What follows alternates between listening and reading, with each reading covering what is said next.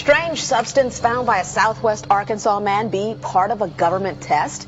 Well, that's the question at the heart of a phenomenon called chemtrails, now getting widespread attention. Well, they say the government is dumping chemicals on us to control or manipulate the weather. And they say the unusual-looking jet trails in the sky are actually chemical-laden chemtrails.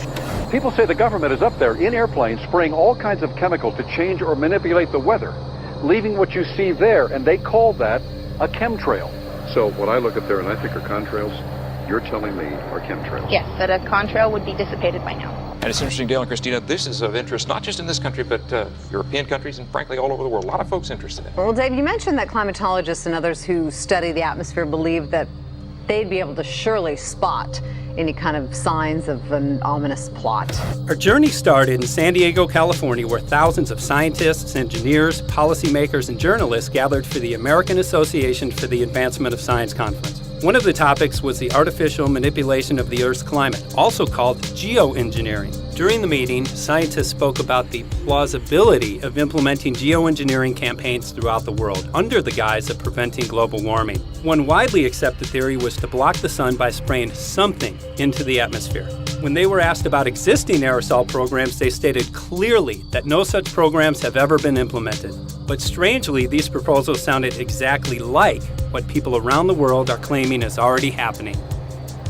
When I found out that the American Association for the Advancement of Science was going to be held down here and the main body of topics would be on geoengineering, I had to come. I had to be in on this. I had to hear what these top climate change scientists had to say. And that's the other question about chemtrails and whether geoengineering is being deployed right now without our knowledge. I don't have any personal insight into that, other than to say that I've worked in government at pretty high levels in the White House and at state government. I'm personally skeptical of that. But obviously, you never know what you don't know. Chemtrails. On the internet, they are cited as proof of the government creating clouds to combat global warming. They claim the American government, with the secret approval of the national government, is covertly using jet aircraft to spray population centres with aluminium, with barium, and with strontium so as to reduce people's immunity and reduce the global population. I'm always a little bit suspicious because the government doesn't seem that capable to do something on such a large scale. That is not rain, that is not snow. Believe it or not, military aircraft flying through the region is dropping chaff. Small bits of aluminum, sometimes it's made of plastic or even italicized paper products, but it's used as an anti-radar issue, and obviously they're up there practicing. Now, they won't confirm that, but I was in the Marine Corps for many years, and I'll tell you right now, that's what it is. And what happens here, military jets, some come out of Key West Air Force Base, and they move off into the atmosphere, and they drop mylar strips. Some could be a little wider, some are small glass fibers that are coated in aluminum. And what the Air Force does is they take their military jets and they dump these out of the aircraft, they fall into the atmosphere, and some take as much to a day to fall down. This is inevitably military or something going on. The government, the Air Force, you see this kind of a pattern like this, you can rest assured there's something going on. They're actually little bitty magnetic and little bitty strips of, whether it's aluminum. No, it's a nuisance to you and I to determine what's real and what's not, but it looks like it is a life-saving operation there from the military. The apparent motive behind this conspiracy theory is one world government. Order, I cannot hear. Mr. Speaker, I want to assure the House that both my ministry and my colleague, the Minister of Health, who have received correspondence on this issue, that this conspiracy theory does not have an iota of truth, and that the trails observed from aircraft simply come from jet engines. Question number 9. Order.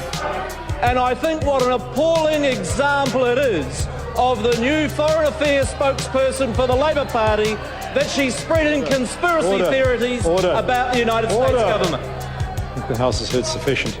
It is called geoengineering, fighting global warming by putting a chemical dust in the atmosphere and reflecting harmful radiation back into space. We take geoengineering to mean deliberate, large-scale intervention in the Earth system. There are a variety of schemes that have been discussed for geoengineering. A classic example is injecting reflecting particles into Earth orbit. Nevertheless, there might be some good reasons to think about alumina. It turns out, first of all, there's been a lot of work on the environmental consequences of alumina in the stratosphere. The big deal really is that alumina has 4 times the volumetric rate of forcing for small particles as does sulfur. And that means you have 4 times less surface area for the same rate of forcing. And this is a much bigger deal. You'd have roughly 16 times less the coagulation rate. And that's the thing that really drives removal. So you could get away, we think, with much smaller mass fluxes. So that's why we see things like in the use aircraft patent from '89, they talk about aluminum. And that's why we're seeing in the surface water samples aluminum. And here's David Keith saying that aluminum has 4 times the reflective volume surface area. So they'd like us to think that we're talking about sulfur, but here they slipped up and let it out that aluminum is 4 times better to achieving their ends, and it sounds like it's going to be one they don't want us to know the effects of. The little picture is from a nanofabrication study, which shows you can make very high quality, and do this in just a jet in a very simple way, make high quality alumina particles just by spraying aluminum vapor out, which oxidizes. So it's certainly in principle possible to do that. There's a big literature that's already looked at that. And you could do that by either building new versions of these aircraft or even re-engineering existing aircraft. So there's some ideas of that. So you go to an engineering firm and you want this done. They don't say this is hard or unusual. They say, okay, yes, we could do it. Aerosol geoengineering looks like it is so cheap that the cost is basically not going to be an issue. That means that implementation decisions will be risk-to-risk decisions. The risk of doing it against the risk of not doing it. And it makes the problem of how we govern it fundamentally harder and different and novel. So I've told you that it's cheap to deliver materials to the stratosphere, and I'm convinced that's true. I don't think that will change. But I think the more we do research, the less easy this will look, the more complicated the environmental effects will look. And that's a good thing, because right now it looks too easy. So I think that if we do more research, we're likely to find out that it's harder and more complicated than we thought, and that the side effects are harder to manage. And that's a healthy outcome that will make it easier to do the management. Of course, the opposite reaction is possible. It's an empirical question, how people will actually react to knowledge about this. Another reaction is to say, if these crazy scientists are so concerned about putting CO2 in the atmosphere, they want to think about these things, then that might actually mean we should be more serious about the risks of CO2 in the atmosphere. And by the way, it's not really a moral hazard, it's more like free riding on our grandkids. And by the way, it's not really a moral hazard, it's more like free riding on our grandkids. Numerous air quality studies, including from CARB, California Air Quality Resource Board, have named submicron-sized particulates as being particularly harmful for human respiration. Through all the discussions today, I have not heard any mention of this fallout, and has this been studied, and also the effects of a highly reactive metal like aluminum on toxifying soils and waters? The question is, what would be the effects of these materials on human health if they came down into the stratosphere, in particular small particles and aluminum? So the collaborators of mine working on the aerosol scheme are actually folks from Carnegie Mellon who focused on human health impacts. And while we haven't published it, that was the very first thing we did, was do the order of magnitude calculation in level pencil and paper, but with an expert on human health impacts about whether there could be an issue. And for aluminum or other particles, there are a lot of toxicological things that need to get looked at seriously. But if you're just thinking about the sheer number of particles and the human health impact of small particles, the answer is, well, we haven't published it. That was the first thing we looked at with some of the leading experts who do epidemiological research on human health impacts, and it's not even close to being an issue. Clarify, so 10 megatons of aluminum dumped into the atmosphere would have no human health impact. So let me be more careful here. To separate out the toxicological, so the alumina we've only begun to research and published nothing. Alumina we've only begun to research and published nothing.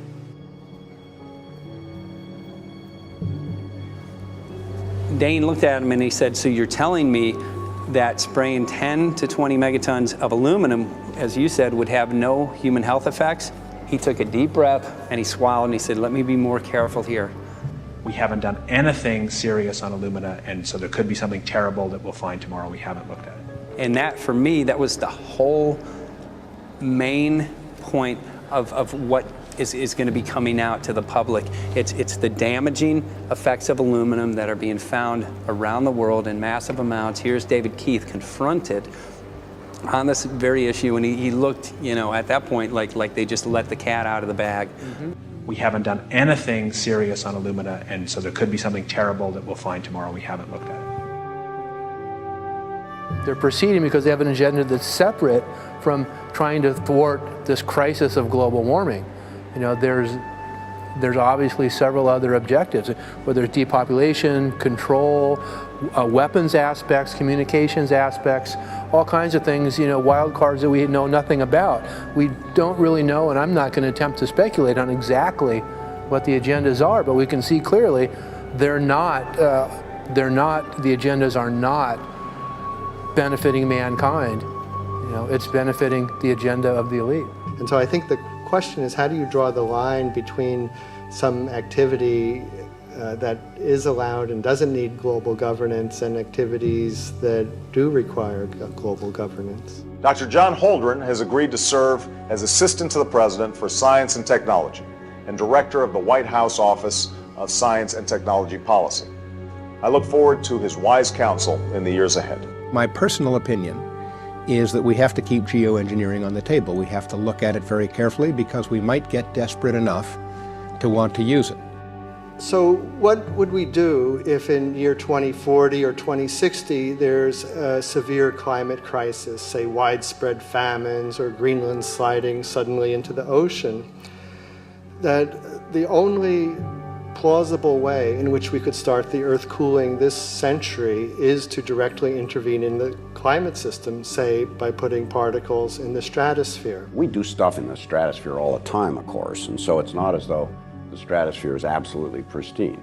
But you don't want to have people going off and doing things that involve large radiative forcings or go on for extended periods, or for that matter provide lots of reactive surfaces that could result in significant ozone destruction.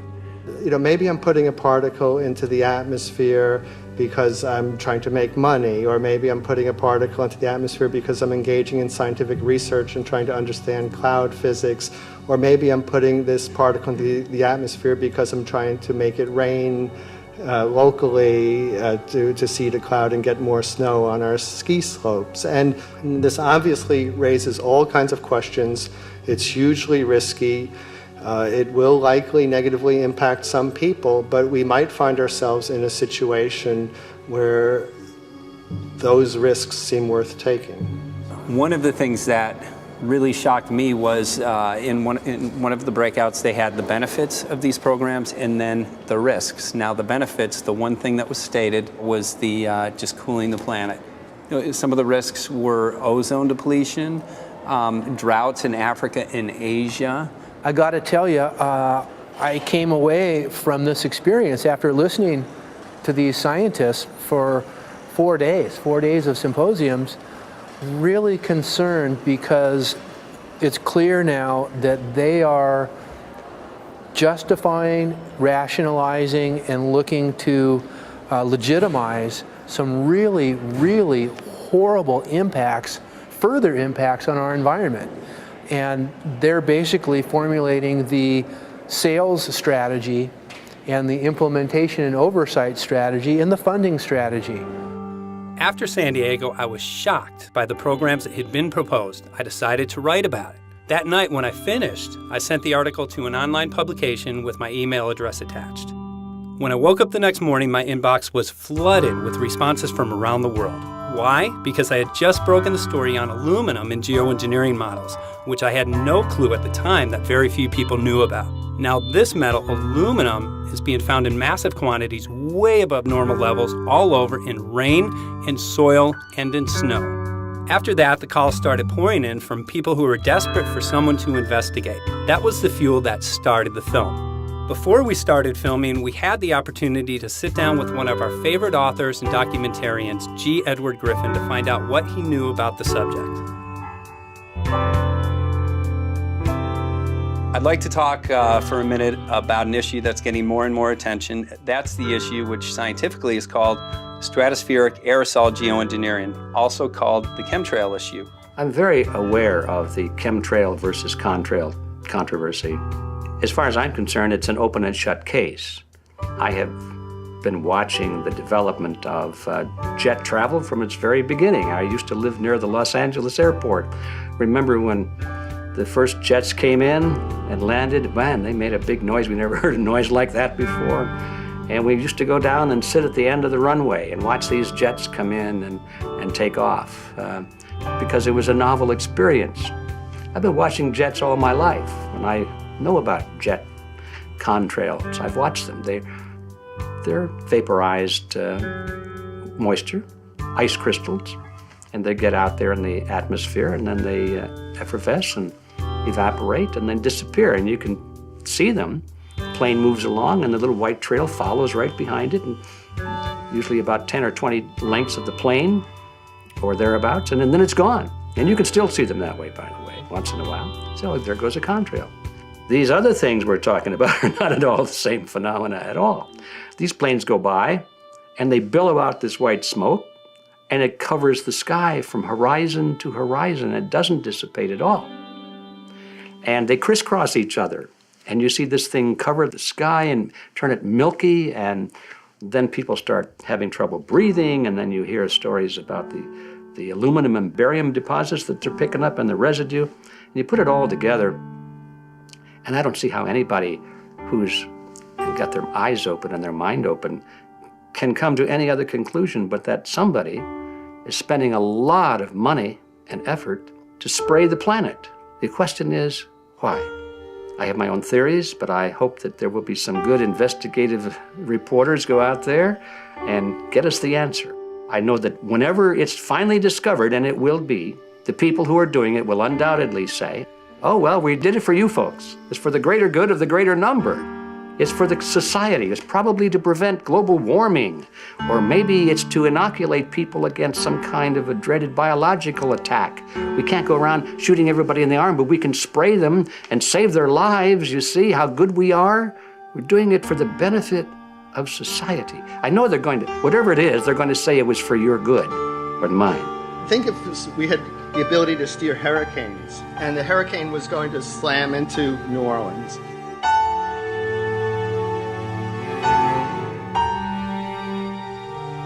And let's say you could steer it so it would hit Mississippi instead, where for 100, that means I would be willing to more or less kill 18 Mississippians to save 1,800 New Orleanians.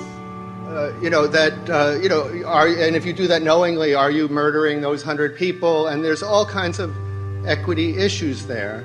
Now, also, we might be wrong about our steering, and if we didn't do the research right, maybe our steering would intensify Katrina and even kill more people in New Orleans. And so this question of how do you develop the confidence to know that your intervention will reduce overall damage, and then how do you deal with the understanding that you might be damaging some people who wouldn't have been damaged before while saving people overall?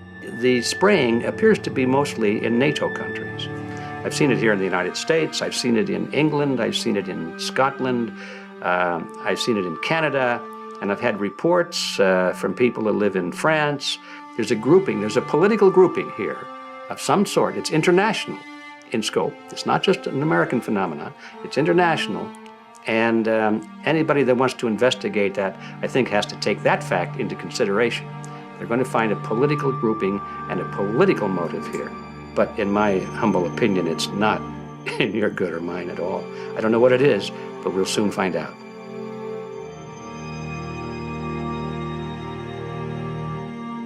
I'm sure that if you follow the old advice, which is follow the money, you'll come to the answer sooner or later. Soon we realized that we all shared the same need to get this information out there, to share with the public, to let people know what is being done. Ed felt so passionately about the issue, he offered to help us. Well, the main thing now, since it looks like the budget is going to be met, is to get it done well. We don't come off the tree knowing any answers at all. Yeah, we're not scientists. We're just asking questions, exactly. And we've got to be very skeptical about the answers. That's it's totally accurate, totally honest. Why can't people see this? They're not hearing it. They don't know that the facts are not being presented to them. We're very lucky, you know that? Look at this opportunity that's been dumped on us. I know. Opportunity. It's, well, this is going to... Yes. This is going to be a battle, I know that. Challenge and a battle, but I mean, why are we here if it's not for that? We're going to go to a short break with DJ Foxy. Can't go to get a hold of Morrow, so it's going to be you for the moment. I'll call him again. So. Sounds good. I saw the sky crisscross with chemtrails, and I can't remember if it was in LA or if I was on the road, but I had looked up one day and I thought, look at that. That's not the flight path, man. That was a regular grid over the city, and I couldn't believe my eyes. Milky white clouds. And, you know, it all seems very obvious, and now the evidence of what we have on the ground with the aluminum, the barium, strontium, and with what we see in the patents and what the geoengineers say are going to happen, I mean, for the everyday Joe, this is a slam dunk. This is a very delicate moment for the powers that be, because they're taking a covered-up operation like the tropospheric aerosol program, or chemtrails, Project Icarus, whatever, it's had many names over the years, and they're making it overt into a geoengineering scientific shield to deflect sunlight, because global warming's out of hand. So at this very moment, the belly of the beast is right above us with no armor. Whether people believe in chemtrails or not, the geoengineering should be scary enough. And when people learn about geoengineering, chemtrails will then become apparent, because they're the same. So you're talking about a global conspiracy here then? Geoengineers propose doing this on a global level. Off to Redding, California. Guess this is the second step after the AAAS meeting. We'll see what we find.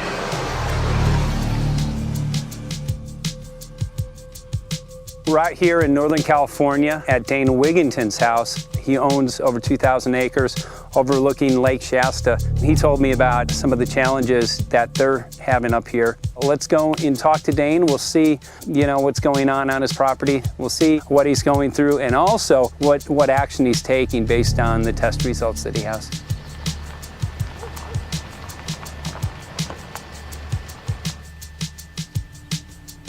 As you know, I have a background in the energy fields. I worked in the first solar plants in the continental U.S. in the early 80s. My home was on the cover of the world's largest renewable energy magazine, so this is my background. My goal has been to alert the public there is a mountain of toxic material falling on us, period. Before about 5 years ago, our skies were typically blue, and now you see it's covered with lines and haze. And virtually nothing you see on the horizon, nothing you see in the sky above us is a natural cloud. I mean, it is virtually all the remnants of these aircraft lines that you see fanning out, spreading into clouds, artificial clouds. But the sky is a very dirty look to it. There's not the white cloud blue sky that we had only a few years ago, but it looks like there's some sort of massive industrial activity or forest fires burning over there. And we see that typically every night. You see, even down to ground level, the clarity drops off significantly, and we don't see that except for the days when we have these long, lingering trails that spread and cover the whole sky. And on certain days, you can see these trails actually dropping vertically like a veil. We assume the particulates are descending, and we have the tests to prove that we are being inundated with levels of aluminum and particulates that are literally tens of thousands of times what would already be considered high. So we're not talking about exposure to a slight percentage higher of these toxic materials. We're talking about quantities, for example, off the side of Mount Shasta. If you can pan back, that's a landmark in Northern California, considered to be a pristine water source. Aluminum or snow sample off the side of Mount Shasta tested 61,000 parts per billion.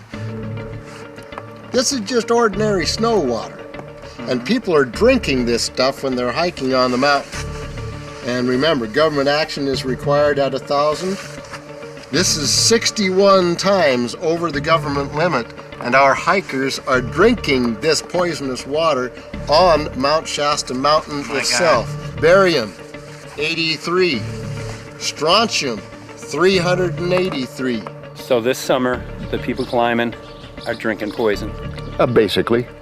I certainly wouldn't want to drink 61,000 micrograms per liter of aluminum. And again, we've already seen in 5 years soil pHs in this area that have escalated 10 to 12 times, and we can prove that conclusively. Well, this is not speculation. We can prove conclusively that these metals have been in the rain. We have duplicate samples. Bachelor of Science in Forestry, International School of Forestry at Missoula. Master's in Zoology, specialized in aquatics. 35 years with the U.S. Forest Service as a wildlife biologist. And before that, several years with the USDA Soil Conservation Service as a soil conservationist. Also have run the botany programs, range and grazing programs. And I continue that today. Right now I do a lot of master gardener consultation work. When I started this garden back in about 2005 or so, the pH here was 5.5, 5.6. This is the old soil survey of the county. You can look at the page right here.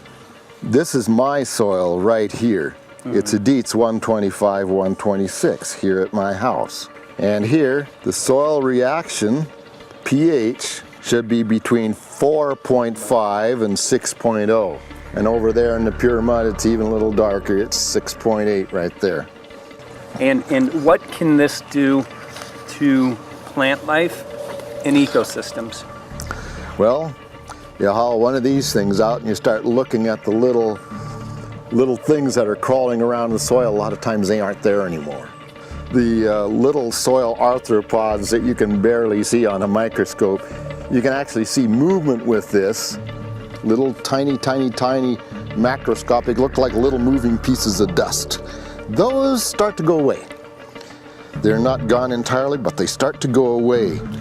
This is black oak acorns. You know, this is pieces of cedar wood. You know, come on, folks. This should be very acid, and I'm getting 10 times higher than expected. There's something really wrong here. But you can see all those reports, lots of them. Have over 20 reports here. Well, at least 20. I'd say it'd be closer to 30. All revealing dangerous amounts of aluminum and barium. You know, the science is there that something funny is happening. And the naysayers say, well, so what? Isn't neutral good? Well, no, neutral's not good. Neutral is not good. If your soil is supposed to be 5.6, it should stay 5.6 if you want the forest to be healthy. And if you want to grow a good garden, you have to keep your pH around 6.0, 6.5. I think that we just need to wake up and just look at what's happening, because we can't just ignore it, because it's going to get worse and worse if we just keep ignoring it and pushing it away like, oh, that's nothing. There was mason jars, and they were brand new, sterilized, and that's what we catch the rain in. And then there was a HEPA filter that we tested the air with. Okay, so you caught rain and then you basically filtered air. What did you find? Aluminum and barium. Here's another test that's revealing 375,000 parts per million aluminum, barium at 3,090, and strontium at 345. Yeah, that's from a lined pond. With EPDM fish safe pond liner. There is no chemicals, manufacturing materials at all in that pond liner that's available to the aquatic life. It's designed for that purpose. The well that feeds this pond has been tested and retested. ND, no detectable aluminum, 0. The only other place this pond can receive water is rainfall. We are located on a filtered, forested hilltop, miles and miles and miles away from any industry, highway, and so forth. After several heavy spray days, there was a film that we received formed on the surface of the water, and we tested that crust, and it was aluminum and barium. That after a year and a half's accumulation had 375,000 parts per billion of aluminum in it. It's literally toxic. We can say conclusively that what we see in the sky matches expressly what's outlined in numerous patents, and the materials on the ground match those patents. This material was not there 5 years ago. It is a recent phenomena in the quantities it's in. It has escalated in some cases 50,000% in 5 years in the case of aluminum. From our original baseline reading of 7 parts per billion, which was already high, it has escalated up to 50,000% in 5 years. And we've seen profound changes in that time. Dr. Leonard Time, PhD in chemistry, I cross-checked with him And he says the oxides of aluminum, barium, and strontium will drive your pH into the close to from an acid soil like this up into the neutral. There's no question about it. And that's exactly what you see happening. Wow.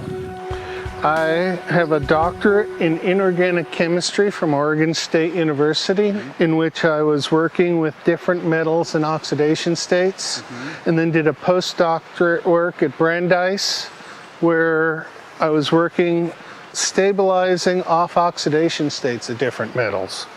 The goal is to sort of figure out how everything fits in the dynamic equilibrium of life.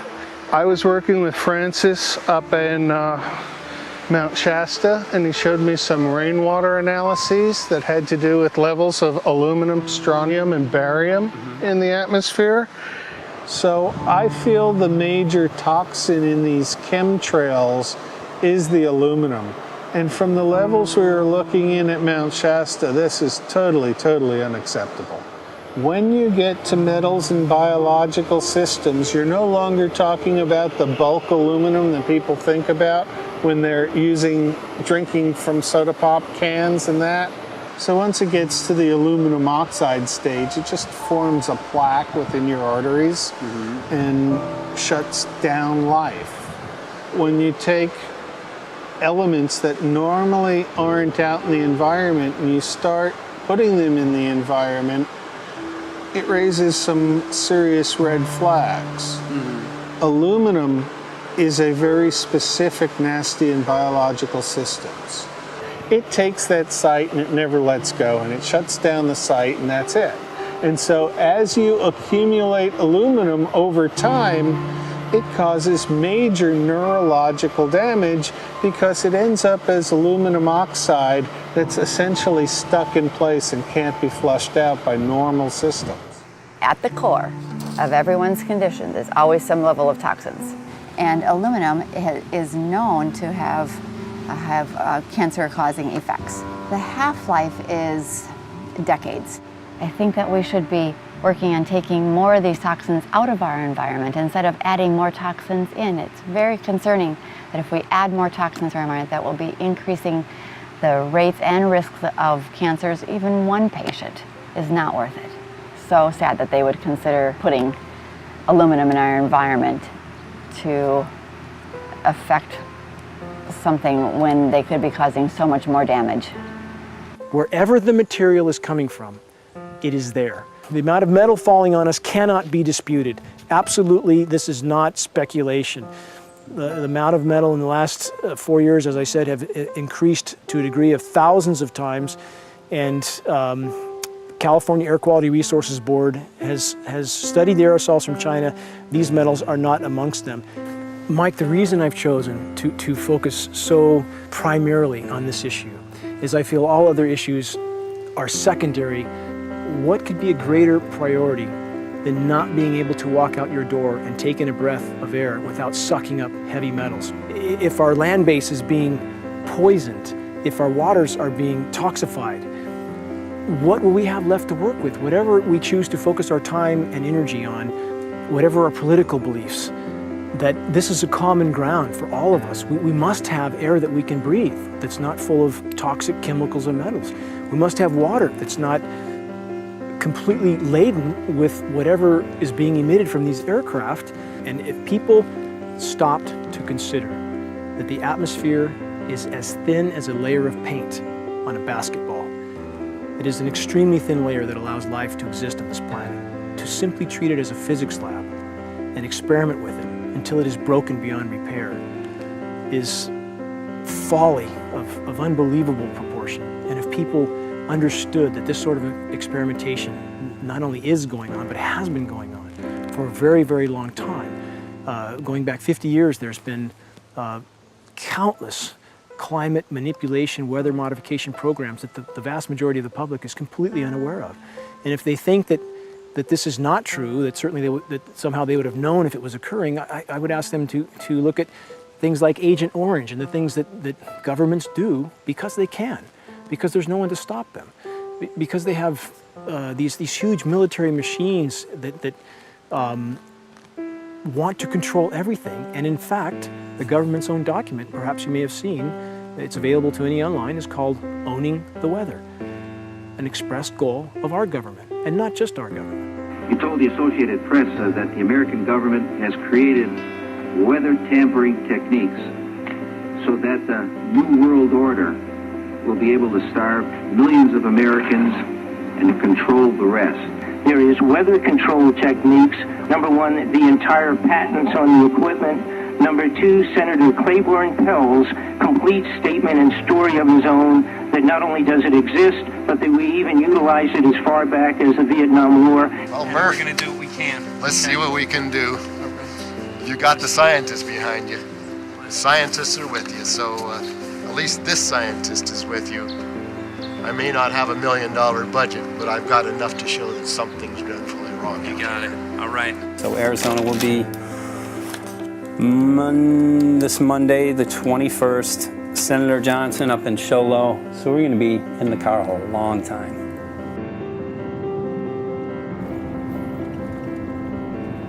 Well, it is such a pleasure. This is such meet an excellent place back here, I'm Yeah, telling this you, is Michael. But you know what? is great. We love it. It's so private and it's so quiet and peaceful. And please come in. My name is Karen Johnson. I served in the Arizona State Legislature for 12 years. I was in the House for 8 of those years and in the Senate for 4 of those years. When you see a plane fly overhead, there's a trail that leaves the end of that plane, and it goes from one horizon all the way to the other as the plane flies across, and it begins to filter out and cover more and more of the sky in kind of ripples. It widens out and fills the whole sky. I mean, how could anybody think that that was the case? And then to live and to be underneath that and know that whatever is in that is falling down upon you and upon your animals and upon the earth. And I mean, it's frightening to me. And if people don't start really waking up and facing the fact that we've got people that are doing terrible things to us, and we had better wake up and fight back now. I mean, I'm the mom of 11 kids. I've got 35 grandkids. I mean, I've got a stake in this. I care about what is going to be left for my children. I care about it, and I'm extremely worried about what is going to be left to them.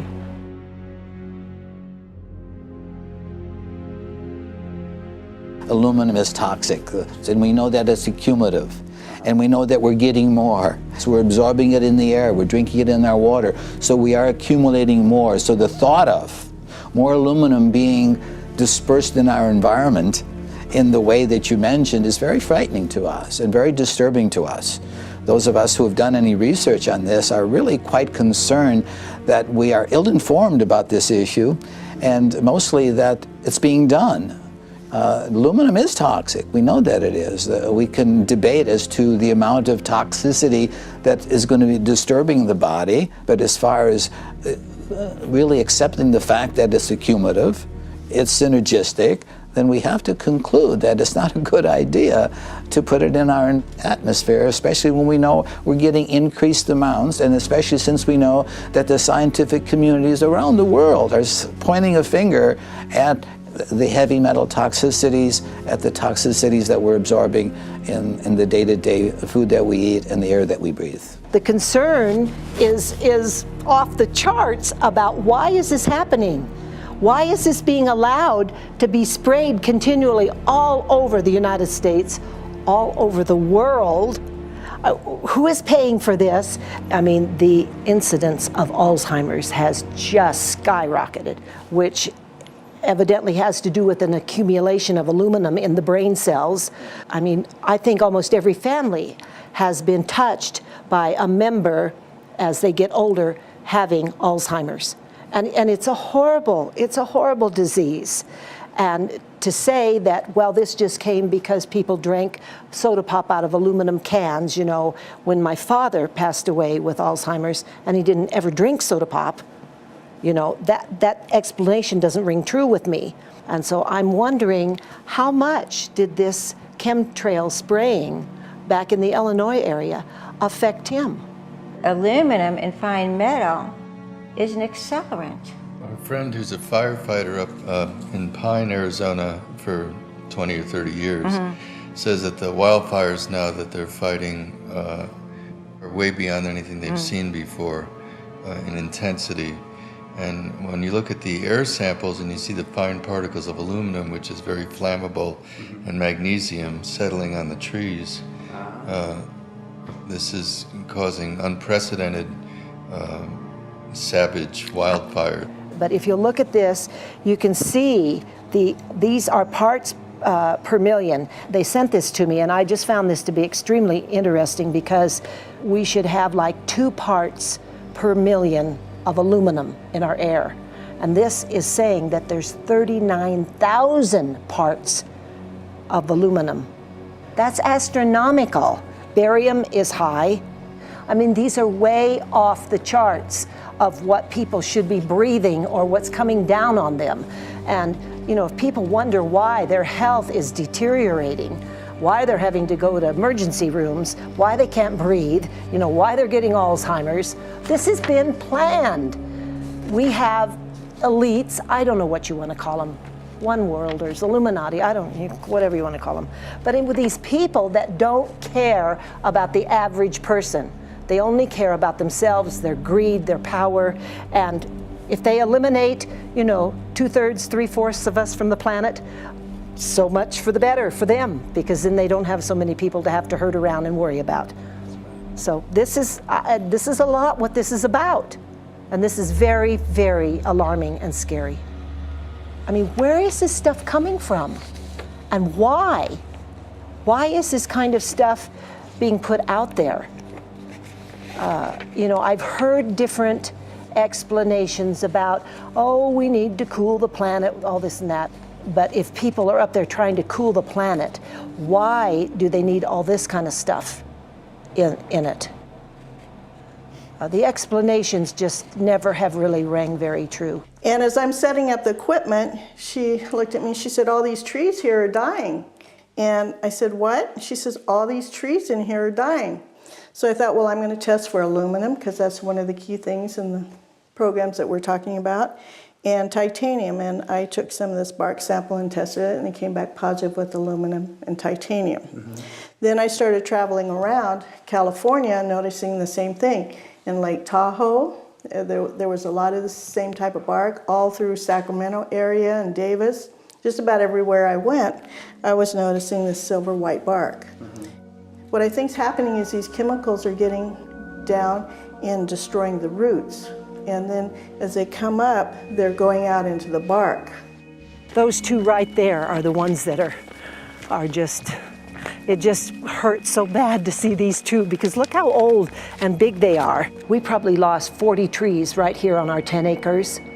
Every week, every other weekend, we'd see another tree that was beginning to die. And I mean, it's just so sad, we just cry. And to think that that might have something to do with it, along with their other explanations, would really, really frost me. Every time you lose a tree, you know, it's not good, it's just sad. And there's another one over here in this little group of trees here. Don't you feel better when you stand up and fight than if you crawl down in a little hole and go to sleep? You know, I mean, my gosh, people, your families are out there, children are out there, your grandchildren. I mean, you've got to do something to help.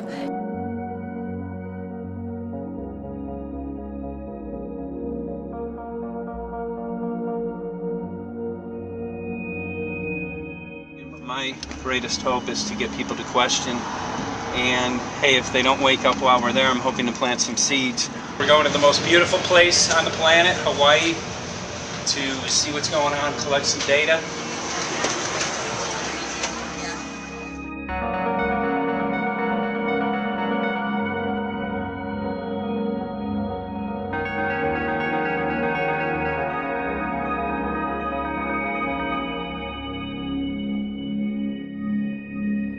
Thank you for having fun with us. Hope you enjoyed the trip.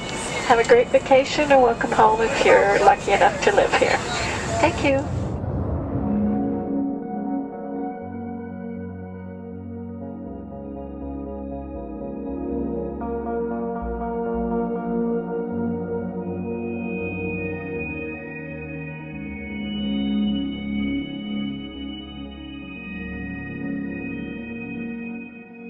The whole valley's off the grid, so it's either solar, wind, or generators.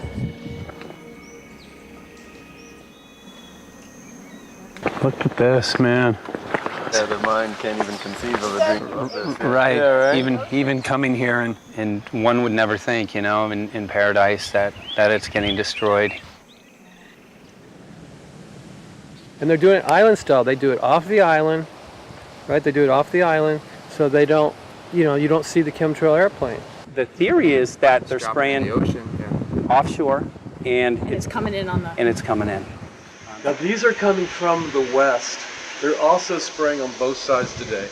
A lot of this stuff is actually chemtrails coming this direction. There's material that's blocking. We should be able to see to the horizon, you know, where the Earth curves, because we're high enough and we have the ocean, right? So we should be able to see. We should be able to see the Big Island. It's only 30 miles away. And you can see it's not a blue sky behind it. That's the key. It's all, you know, has that kind of weird looking blue, like silver blue, I call it. And this is a nice day. You know, there's no more blue sky. The night we're gonna look at the stars at night, and it's like, you'll see, you can count them. There's so few stars at night now. There should be hundreds of thousands of stars, and I can count the stars. There's like one here and one planet here. It's like, you might see, some nights you'll see 100, some nights you'll see 10. This is what concerns me, this kind of stuff right here. It's just soft. Okay. This just comes right off, this bark. That's not natural. For I've seen hundreds of thousands of coconuts and I've never seen it falling apart like that. Look at this, you guys. I've never seen anything like this. I used to trim trees all the time on the Big Island. I've never seen anything like that. That's why I'm concerned. Not an easy task that you have here on the island. I could see the skepticism because it is so far beyond anybody's reality. It's amazing. It's just amazing to try to look through somebody else's eyes. Like my eyes, I can see this so it's like night and day, and other people it's just the illusion is just so deep. What do you think would happen if everybody awakened to what was going on and what the plans were of geoengineers? I think they'd have a revolution in Hawaii if people really understood what was going on. What's your concern for? I know that you love the land here. What's your concern about the chemtrails? Well, that we won't be able to live here and grow our own food, and that our health is going to be compromised. You think it already has been? Yes. And the thing is that they're doing it every day here, every day. So it's hammering, micro doses every day. And then, of course, it's getting in the environment, and of course, it's weakening the plants. And it takes a couple years for this to actually weaken the plant. So we're asking for GMO taro. We're asking for GMO papaya because we can't grow our natural seeds. We can't be sustainable. We can't truly, you know, be here as God created us to be. So my friend convinced me to do a hair analysis on my daughter. So we went ahead and cut close to her scalp and got some really recently grown hair and sent it in. I was just sure that my daughter's hair was going to be so clean with the lifestyle that we live. And lo and behold, it came back and her levels were really high in aluminum. This is the chart here. This is the reference range, and this is where my daughter is, 23.1. Aluminum. The skies are covered with a white mist, and I look up at night anymore and I don't see the deep, dense stars that I used to, and I can't help but think this obviously has something to do with my daughter's health. I don't know where else these heavy metals are coming from. Yeah, I mean, look how old she is. Yeah. She's been isolated here. Here, and she's...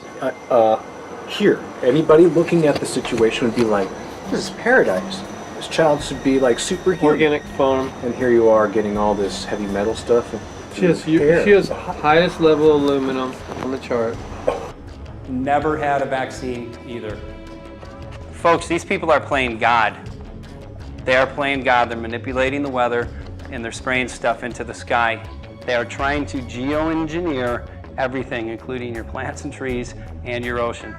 Well, tonight, we're just hoping that instead of not looking at it, you start looking into it, because I really believe from the bottom of my heart that we are in a real crisis. I really do. They are proposing dumping 10 to 20 million tons of aluminum into the upper atmosphere. What does aluminum do? It changes the pH of soils, which is toxic to plant life. Also, it's very toxic to human health.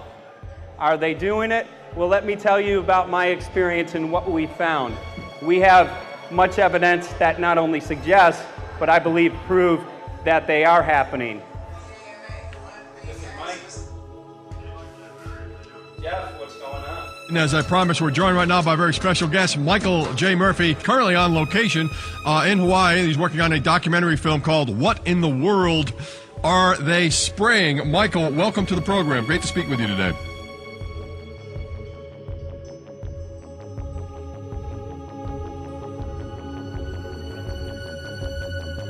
I had a friend who recently, he's always looking at things from a different perspective. He's a bit of a conspiracy theorist, you know, and he says that whenever the president comes to LA, there's no spraying that week. Could you have a better place for an interview? I mean, look. Well, this is being done over our farms and over our things. So basically, they want to eliminate our ability to eat organic food, have clean water. So in some ways, it sounds to me like, and you know, again, it's just a projection, but it sounds to me like this is control. How do we control the masses? Yeah. How can aluminum be good for you in any? And what was the second chemical you mentioned? It's barium. Barium aluminum. Obviously, those are toxic to everything. To human health. To human health, to farms, to animals, to everything. 61,000 parts per billion. And there should be a government alert at 1,000? At 1,000, people are drinking this. People that climb the mountain, they're drinking that snow. It's poison. Oh my God, that's so disgusting. So that's 60,000 times above regulation. Exactly. 60,000 times above regulation. And I've talked to friends and they're like, well, that's just ice. That's just condensation. And I'm like, you can talk to a second grader. Ice doesn't float in the sky and spread out that way, you know? You're not an expert, but you're a concerned citizen who said, wait a second. Who's actually doing the research. Yeah, you're doing the research, and that's what we need to do as Americans and say, you know what, I want to know what's going on. I want to know what the FDA is doing to my food. I want to know what the government's doing with my air, my water, and the soil. And, you know, it's just great what you're doing. And I just, my kudos to you for bringing light to this subject. Put all of the theories aside, just what geoengineers are proposing and what's being found is scary enough. So we can just address that. And I encourage more people to just step up and ask questions and do what he's doing. So thank you, Michael, very, very much. Aerosol spraying aluminum affects everywhere, and we have a beautiful tropical climate which I believe might be in jeopardy. So we wanted to not only come and bring the message of what people were finding around the world, but encourage people to test for the aluminum, strontium, barium. Essentially, I think it was an effective trip. I saw a lot of people here in Hawaii, in Maui, awake and not only curious, but willing to look into this deeper, and that's my only hope. This is one of the boldest moves, I think, from Ed Griffin yet. This is the taboo topic that nobody's supposed to talk about, and that is aerosol spraying. Now, we've got tons of documented proof of errant aerosol spraying. It just blows my mind that the whole essence of humanity has always been to look up into the sky and ask why. Though there are no limitation, there's endless space, an endless universe. Now, in the 21st century, we're not allowed to do that. Anyone who looks up and sees the giant grids and the X's in the sky that weren't part of our existence until just a decade or two ago is somehow called a kook. And the people that are the best and biggest proponents for the revolution and for liberty, they don't want you to talk about it because you could discredit them. it seems to be an industry that's being built up to milk the taxpayers by undergoing some kind of a giant global spraying program to make all kinds of money on the project.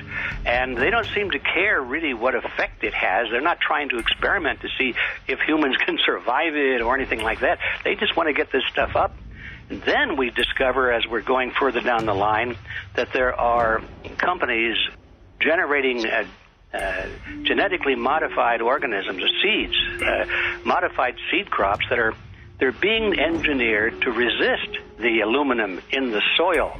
And a lot of crops won't grow in that. And so now, after they've messed up the soil, all the farmers were going to have to go back and buy seeds that have been genetically engineered to resist the aluminum that have been put into the soil. And all of a sudden, mankind is completely dependent upon these companies like Monsanto and other giant agricultural firms. You can't even grow natural seeds anymore. And we're looking at that. It's a shocking thing. I hope we don't find that that's true. But all the arrows right now are pointing in that direction. We get into cost-benefit analysis here because there's also HARP could be involved in this. Geoengineering, as you guys mentioned, which is documented heavily in Dennis Kucinich's bill, that is the Space Preservation Act, which, by the way, I don't think got through Congress. And then Kay Bailout, as we call her here, Kay Bailey Hutchinson, also put together some legislation in order to qualify geoengineering, which, again, is supposed to save us all from global warming. But it is cost-benefit analysis because they can benefit on so many different levels. Ed, that's how they do everything, isn't it? That's right. And, there's an old adage, if you just follow the dollar, follow the buck, you get to the source of the problem. And it looks to me like there's a tremendously profitable industry being built up right now around this concept of geoengineering or weather modification or reducing global warming and all of these other things that can be sold fairly easily to an unsuspecting public. They all say, oh, well, that's good. We don't want global warming, And so they put up with this, and they don't question, they don't criticize. But behind the scenes, you see a whole industry being built up, which is, as I say, tremendously profitable. And the money for all of that is coming from the taxpayers. And it's a scam is basically what it is. We're just focusing on the one area that is real easy to prove. There's no speculation in the area that we're going into. They definitely are doing this geoengineering. They definitely are talking about it. They're working up formulas for it. They're putting together strategies for it. They've got funding for it. Everything is in place. We don't even have to go into those other areas to make the case. Okay, let them believe that, but at least they must understand that there's no question that they're talking about it and planning to do it. And so shouldn't they be equally alarmed about what they're going to do if it can be shown that barium and aluminum and some of these other toxic metals are very destructive to the planet and destructive to human health? Isn't that enough? How many issues do we need to crank into this? And so, if you're going to kill the planet and kill the population, do we need any other reason to be alarmed? What in the world are they spraying? Thank God people are asking this question. That's all we want. We just want to be able to ask these questions. Our good friend G. Edward Griffin, all these years, Mike Murphy and Paul Wittenberger are doing this great effort with your help. This is a community effort to get people real information. What in the world are they spraying? Any final quick comments before we're out of time? And my only final thought is that we asked the question, what in the world are they spraying? And we now know what it is. And folks, you're not going to like it.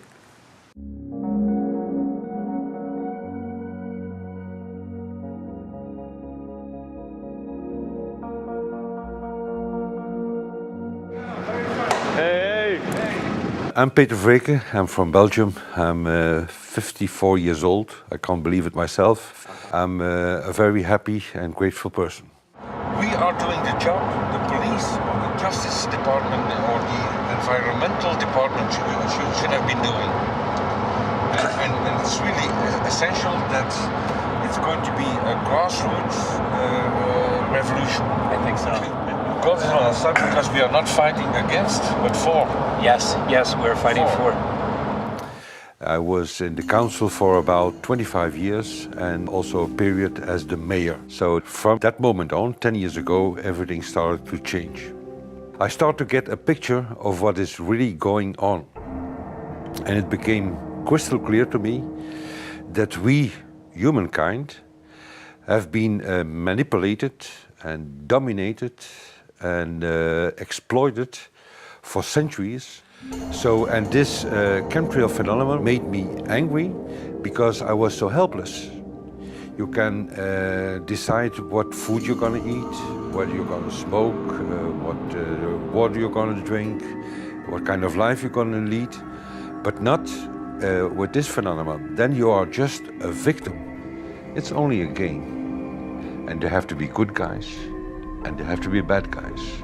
And luckily, we are in the position to be able to play the role of the good guy who has the chance and the opportunity to overcome. 3 days that we shared with them, my heart just dropped because it was such a beautiful way to live and such a peaceful way to live. I left thinking, what's this going to be like in 10 years? Is everything going to be killed off on the property? And if it is, how are they going to get their food source? Are they going to have to take a class, you know, and get certified by company XYZ? And what are the requirements for that? And that really is the end of freedom. I'm concerned about that. I definitely, I really am, yeah. I learned to say everything is now as it has to be now. And everything is going to be okay. It's going to be all right. It's going to be okay. Yes. I have this deep feeling that in the end we will prevail because we have the right on our side. The cosmos is helping us. And I have this strong feeling that we are being supported by entities and by forces we can't even imagine.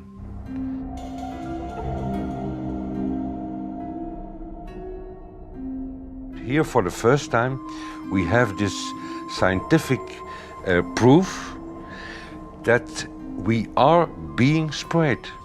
We are being spread, and it's incredible and it's hard to believe, but we are being spread. I think at this moment to stop is not an option. Once you know it and once you have a tool like this and an opportunity like this, that the issue of chemtrails or persistent jet contrails or whatever name you use for it, that this phenomenon is recognized as being real, publicly debated on. In the context of geoengineering, I think it's high noon to bring this to the public. This is what the sky is supposed to look like. These are old paintings. We forgot this, I'm afraid. In the years that I have been a medical research journalist, I have looked at many things, and I found the same three issues in whatever I'm looking at. And that is that we are being dumbed down, we are being made sicker, and we are being made infertile. Citizens gathered from around the world in Belgium for the first International Chemtrail Symposium. The event attracted leading professionals, politicians, and activists who discussed the health, environmental, and social implications of these programs. Today it's only going to be about facts, documents, figures, patents, licenses, everything that brings us to the truth. We have no other weapon against this vast complex than exposing and bringing their dark works in the light of the truth. We have the hope that by our efforts, more and more people will become aware of the fact that we are deceived by our leaders. So today, we, as a family, join forces with the people who publicly made known to the world that chemtrails are not a conspiracy theory, but a conspiracy fact. From the Technische Universiteit Delft in the Netherlands. Ladies and gentlemen, please welcome Koen Vermeeren.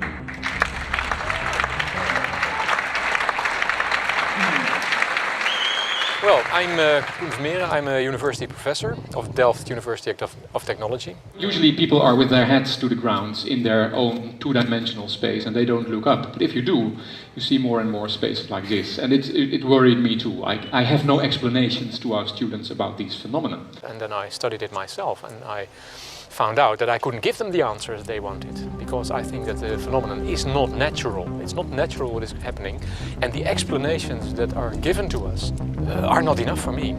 If you look at them from a scientific point of view, the first thing a scientist does is trying to explain something. Because I'm smart and my students are not as smart yet, so I have to give them answers to questions. But if you ask most scientists honestly, they cannot answer all your questions. If people are using climate control over our heads, I want to know about it. I want to know the consequences, I want to know the health impact, I want to know everything. I need, as a teacher in my university, to give answers to my students. And they have good questions. And I don't have the answers, and I want to know. Excellent. And we should discuss this. Ladies and gentlemen, for here you in the auditorium and for all over the world, Michael Murphy.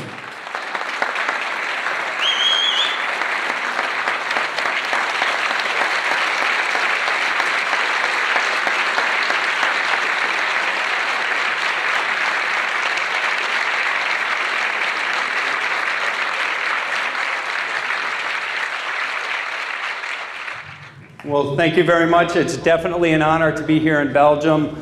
The people who are in power control everything. They control the markets, they control us, now they're even controlling the weather. And they can use that for warfare applications. The one thing that they cannot control is what God had originally made, and that's natural organic seeds. This is called the Hegelian dialect. It's called problem, reaction, solution.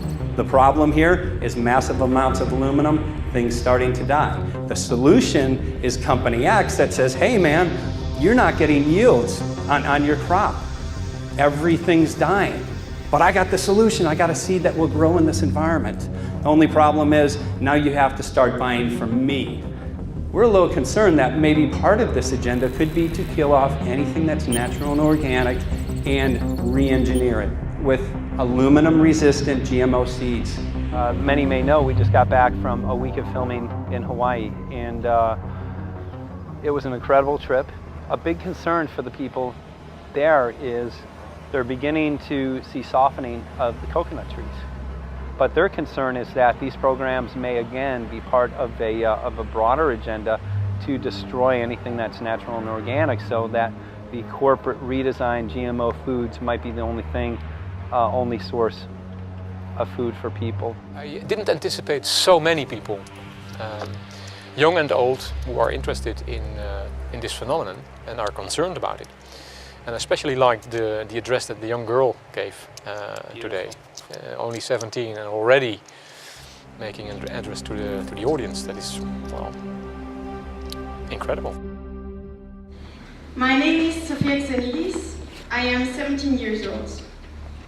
It is quite scary to know that the air we breathe is not what it's supposed to be. That the food we eat and the water we drink contain traces of those substances which are sprayed out over all of us, as though we were being poisoned like insects. The feeling that this is causing me are feelings of deep anger and rage.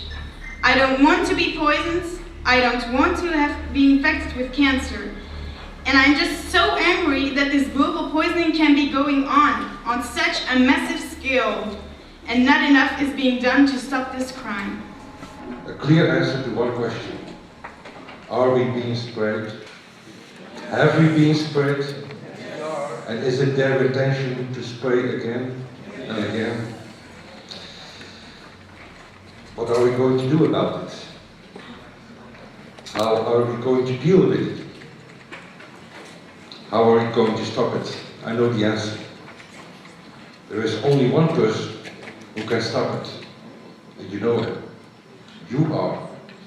You are the person, the one you have been waiting for. We are magnificent, beautiful, godlike, divine human beings. Ladies and gentlemen, sisters and brothers, in this auditorium and in the whole world, thank you so very much for being present with us. And for now, please enjoy this anthem.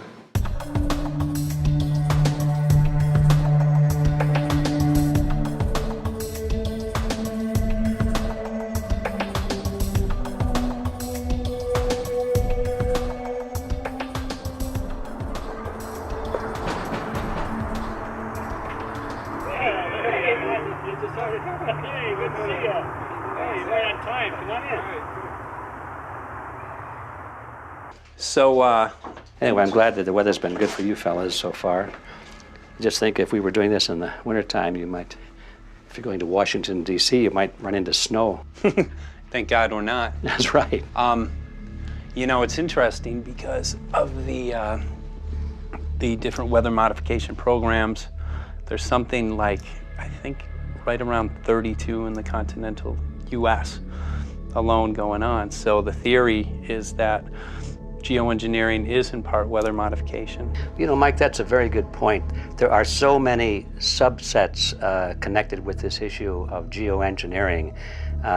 People are writing to us all the time with information about the connection to global warming, the connection to weather modification.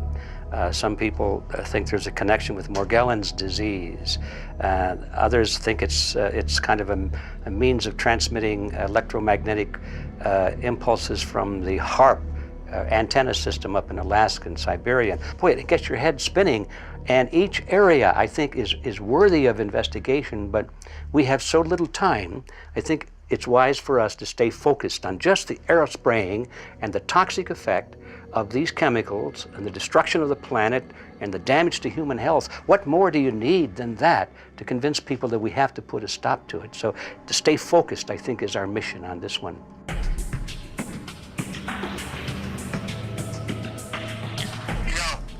Jeremy, we had an idea. We know that you know the political system real well. Our idea was this: we have a ton of data and information that we've collected throughout our travels, and you know, we really think a good way to end the film would be addressing this to elected officials, some of the senators. So we were wondering this, if you might be able to come and kind of help us out and perhaps show us the way in how to get this done politically. But it sounds like a really good idea, and I'm also going to get to, in terms of researching who it is that we should really focus on talking to about this.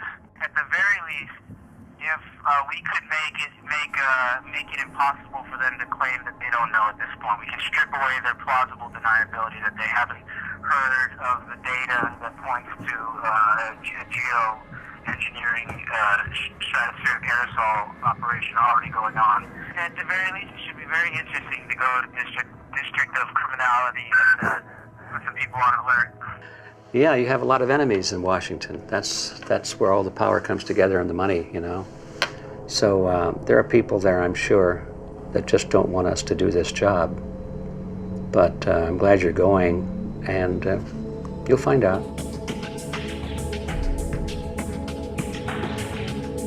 We took the data to Washington, D.C. There we presented our elected officials with the following letter. According to the 5th article of the Bill of Rights amending the Constitution for the United States of America, no person shall be deprived of life, liberty, or property without due process of law. But the daily spraying is depriving all persons living within the United States of life, health, liberty, and integrity of our common and private property without due process of law.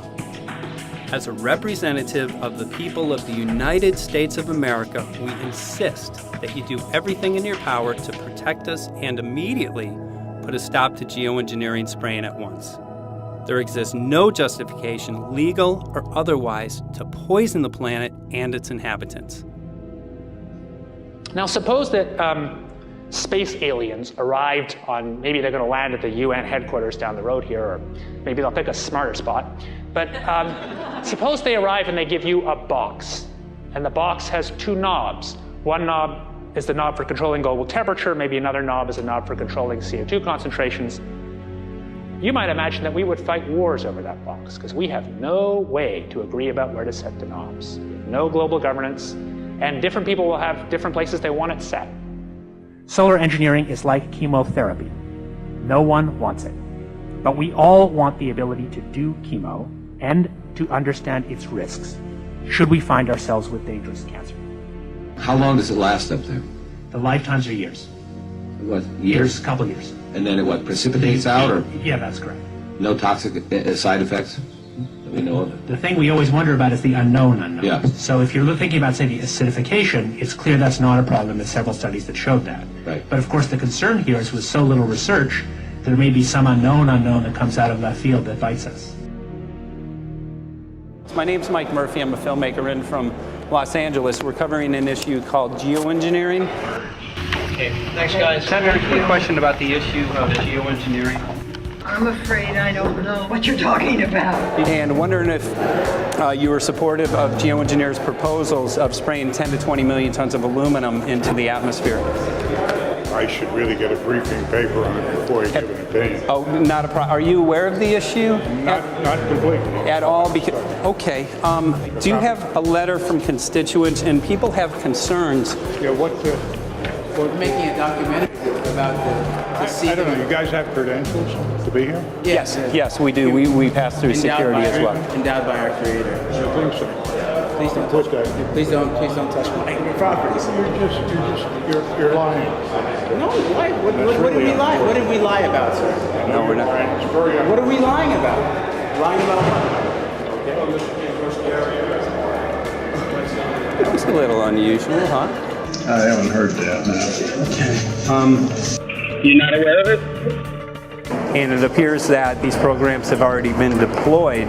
You know, I haven't looked at that proposal, and so, why don't you let me review it? I can do that. Are you aware of? Actually, I'm going to go. Yeah.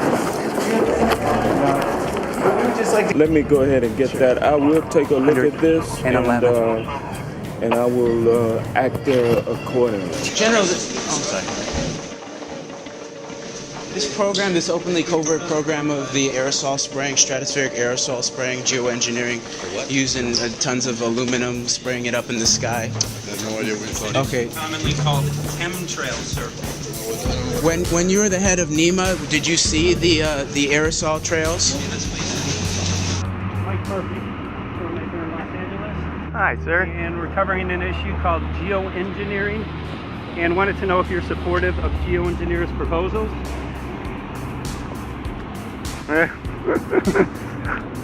Congressman? Hey, Congressman. I'm wondering if you're supportive of geoengineers' proposals, which is dumping 10 to 20 million tons of aluminum into the atmosphere. I'm familiar with that. Pardon? I'm familiar with the Okay. Can you make an appointment for my office? I'm not supportive. I haven't looked at it close, so I don't. Have you heard of the issue? Because it's becoming mainstream in public, and there are actually congressional committees which are being formed to talk about these programs. Mm-hmm. Yeah. Well, I think when we drop anything into the atmosphere, we should know prior to the effect of that, right? Yes. And if we don't have the knowledge as to what the effect will be, we shouldn't do it. I think there are 4 different options for thinking about deployment of geoengineering. The first one would be we just ban it. I would argue that one does not want to get too firm a restriction in place on small-scale studies early on because it'll tie the science hands. I think what the science community ought to be trying to do is say, you do small-scale stuff inside this space, and it's a scientific question what that space ought to be. There shouldn't be a lot of oversight and restriction. Congressman? Excuse me. Hi, I'm Mike Murphy from Los Angeles, covering an issue called geoengineering. These guys are running from the geoengineering issue. I wonder why. I'd have to talk to my staff. I don't know what the details on that are. Have anyone made you aware of the issue, or? Sir? Congressman, your committee talked about geoengineering last November. Are you in support of those proposals? I'd love to give you a paper. Which? Geoengineering? You know nothing about the geoengineering issue? this? Never heard of it. They call it geoengineering, but... yeah, I never heard of it. It's nothing I've ever heard anything about. I mean, when we looked up in the air today outside of DC, we saw this stuff going on. Quickly, have you heard of geoengineering? No. The proposal is to shoot 10 million tons of metals into the air. This committee, Science and Technology, covered it for the first time. No, I've never heard of it. So we were very concerned. Hi, how you doing? I'm fine. How are you? So what?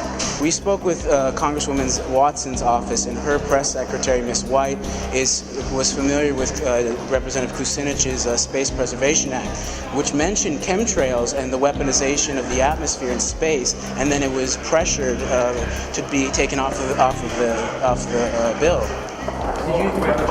Did you see the aerosol spraying going on today over the Capitol?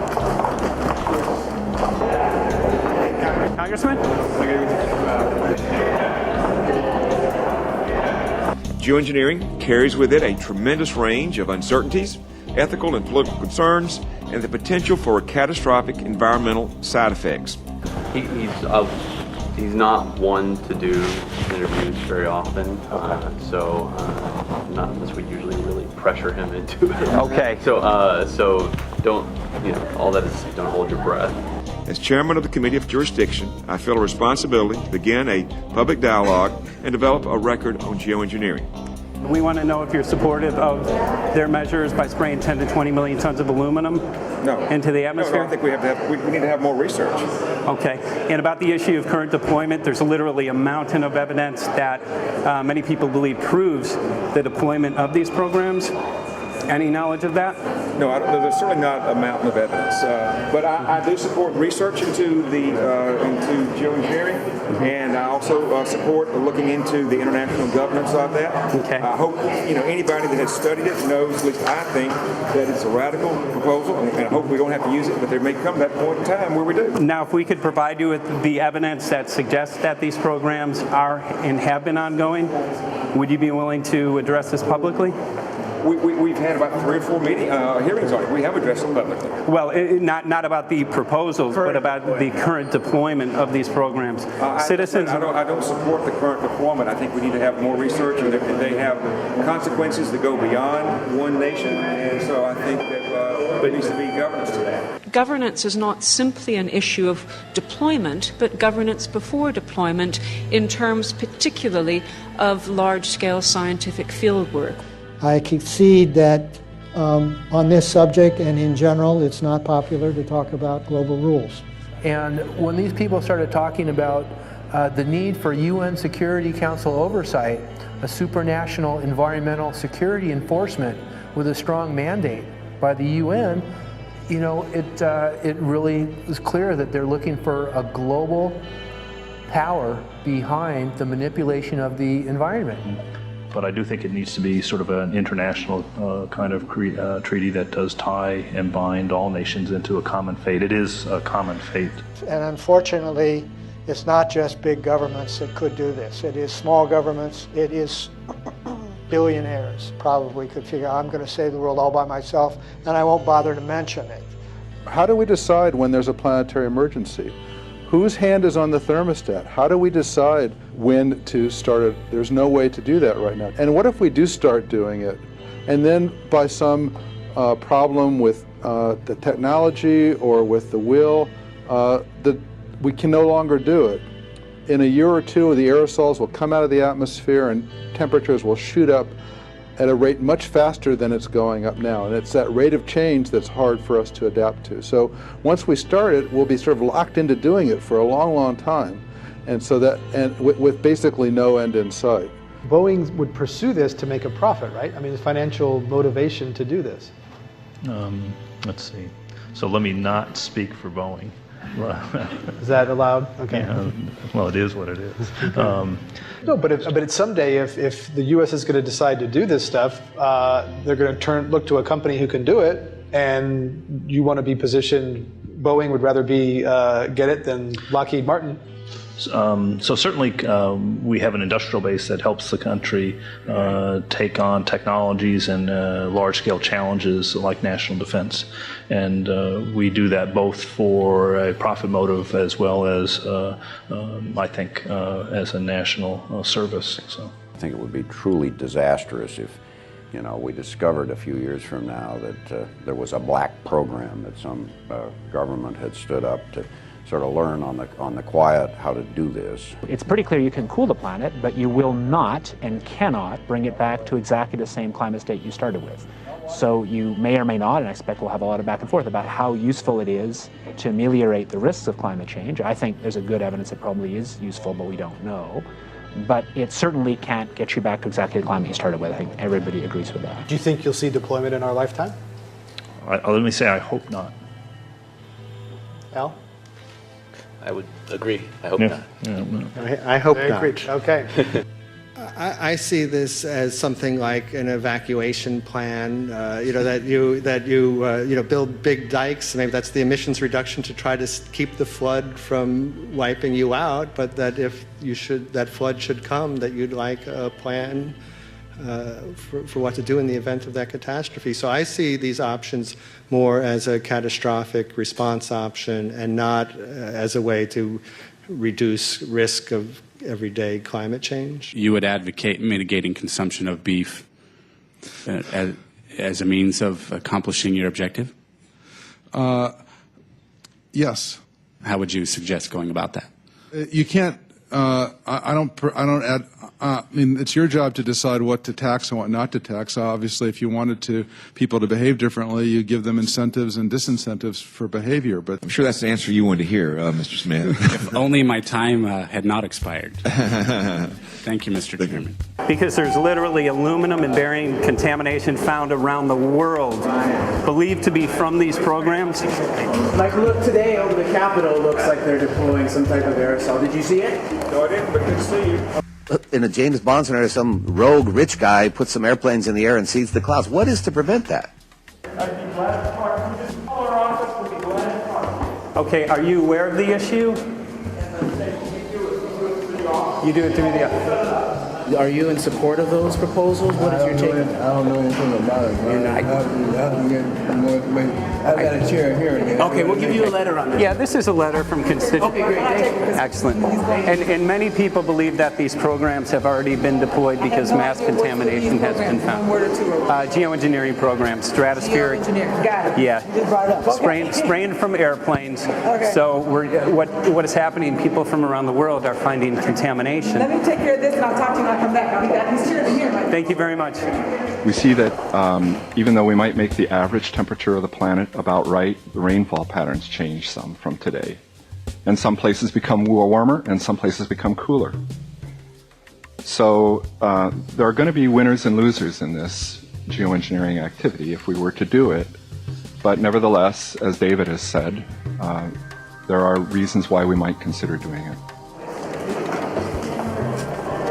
Many people are deeply concerned about it because of the toxicity of aluminum, and it has been addressed to Congress in various committees. Would you take a look at a letter from some of your constituents addressing the concerns? Excuse me if I go. Okay. Can I give you a letter from constituents? Are you aware of their proposals of dumping? Gotcha. Thanks. Well, I'm not familiar with it, so I don't know what they're doing. Okay. Well, geoengineers are proposing just that, dumping aluminum and barium into the atmosphere. Why would they do that? Aluminum's a precious metal we can use. Well, the stated goal is to actually cool the planet. However, there's a... Sounds strange. Right, exactly. So they're proposing dumping these metals into the air to block the sun, essentially. We're here just to find out what members of Congress are I hope aware. we would have a strong hearing on that before we decide to do something. I would hope so. And there's plenty of evidence that not only suggests that these programs have been deployed, because we're finding contamination of aluminum and barium on the rain, snow, and soil. Okay, thank you. Thank you. LA County has seen 200% increase of Alzheimer's over the last decade.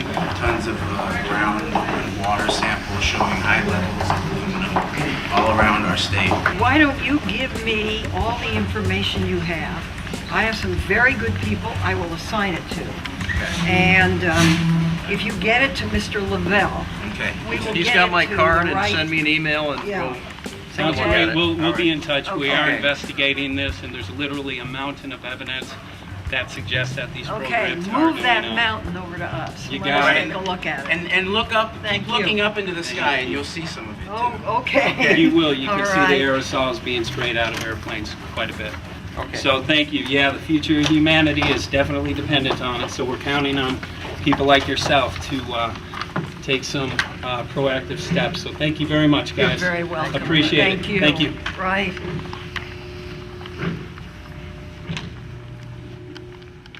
A lot of Congress was running down the hallways to avoid answering any questions, looking for doors in the hallways. So apparently the war is against all of us, and we're all in a hostage crisis. People who took an oath to uphold and defend the Constitution are not only know this is happening, are participating in this. And all of us have a duty to stand up and speak out about it. Why is the water being contaminated? Why is the soil being contaminated? Why are aluminum-related diseases going up? And it's affecting all of us, and thus we all have the duty to stand up and speak out and get educated and stop this. For our own sake, for our children's sake, it is a crucial moment in history right now. As human beings, we need to decide whether to live on our knees while being sprayed and poisoned every day, while being under a continual threat, or whether we are going to stand up and live as free human beings and seek truth, justice, peace, and freedom for all of God's children. So as you can see, we're ending our film here in Washington, D.C. We've made many public officials aware of this. Most of them either denied any knowledge of this, or they simply were unwilling to address the situation with us. So as you can see right behind the White House, we do have aerosols behind us. The spraying has continued. What is the solution? Is the solution here in Washington, D.C.? Clearly, this is one of the solutions, but the solution is not only here, the solution is within you. This issue affects all of us so deeply. So you need to look inside. Please get active, get involved, start spreading the word with growing awareness. About 90% of the population, we believe, is unaware of this issue, which means 90% of the people who normally might do something if they knew are not doing anything because they are unaware. So please look into your heart, use whatever skill you have to get the word out. The future of humanity is dependent upon it.